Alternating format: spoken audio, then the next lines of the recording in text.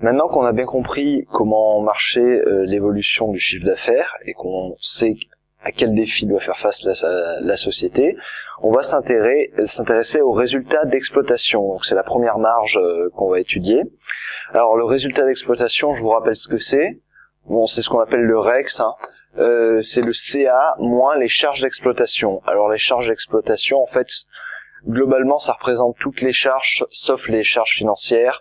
En fait, c'est toutes les charges qui sont liées à l'exploitation de l'outil économique. Donc, en fait, c'est toutes les charges qui vous permettent qui sont liées à la vente de vos produits. Voilà. Donc, une fois qu'on a retiré ces charges d'exploitation, on obtient le REX. Alors, en fait, il faut tout de suite mettre en relation l'évolution du REX avec l'évolution du chiffre d'affaires. Parce que ça va déjà vous indiquer un premier élément important qui sera l'effet de ciseau, ce que je vous expliquerai tout à l'heure. Alors, regardons cet exemple. On a un CA qui évolue de 200 en 2009, 220, puis 242. Et le REX augmente de 40 en 2009 à 42, puis 44,1 en 2011. Ici, notre CA augmente de 10% par an, alors que notre REX, lui, augmente de 5% par an. Donc ça, c'est un premier élément qu'il faut expliquer. C'est ce qu'on va appeler l'effet de ciseau, et en fait, c'est la différence d'évolution entre nos produits et nos charges. Si nos produits évoluent plus vite que nos charges ou l'inverse, on va se retrouver avec un effet de ciseau. Premier exemple d'effet de ciseau. Voilà, donc ça c'est l'effet de ciseau assez embêtant.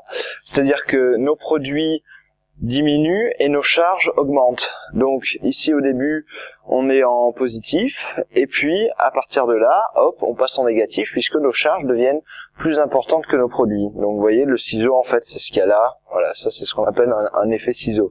Des effets ciseaux, il peut y en avoir vraiment de plein de types différents, avec les produits qui restent stables et les charges qui augmentent. Vous voyez, je vais vous en faire quelques-uns assez différents. Voilà deux autres types d'effets de ciseaux. Donc là, nos produits restent stables en vert, et par contre nos charges augmentent en rouge. Donc pareil, là on est en positif, et puis à partir de là on est en négatif. Ici par contre c'est un effet de ciseau intéressant, puisque les produits augmentent alors que nos charges restent stables, et donc en fait notre bénéfice s'accroît. Voilà, tout ça, ça s'appelle des effets de ciseau, et ça permet d'analyser l'évolution comparée du résultat d'exploitation et du chiffre d'affaires. Petit exercice pour savoir si vous avez compris les effets de ciseau. Gardez à l'esprit que le rouge représente les charges et le vert représente les produits. Lequel de ces schémas représente un ralentissement du taux de croissance des produits et un maintien du taux de croissance des charges?